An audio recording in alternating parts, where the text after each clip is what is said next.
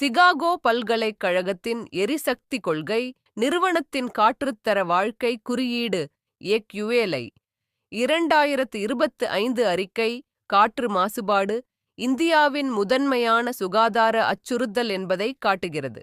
அழுக்கு காற்று சராசரி ஆயுட்காலத்திலிருந்து 3.5 ஆண்டுகளை குறைக்கிறது. ஊட்டச்சத்து குறைபாடு 1.6 ஆண்டுகள், புகையிலை பயன்பாடு 1.5 ஆண்டுகள் மற்றும் பாதுகாப்பற்ற நீர் 8.4 மாதங்கள் ஆகியவற்றை விட அதிகம்.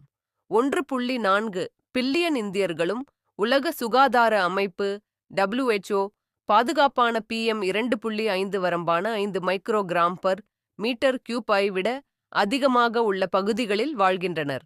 வட இந்தியா உலகின் மிகவும் மாசுபட்ட பகுதி. காற்று மாசுபாடு காரணமாக டெல்லி NCR குடியிருப்பாளர்கள் 8.2 ஆண்டுகள் ஆயுட்கால குறைப்புடன் அதிக இழப்பை எதிர்கொள்கின்றனர். பீகார் குடியிருப்பாளர்கள் 5.6 ஆண்டுகள் ஆயுட்காலத்தை இழக்கின்றனர். ஹரியானா குடியிருப்பாளர்கள் 5.3 ஆண்டுகள் ஆயுட்காலத்தை இழக்கின்றனர்.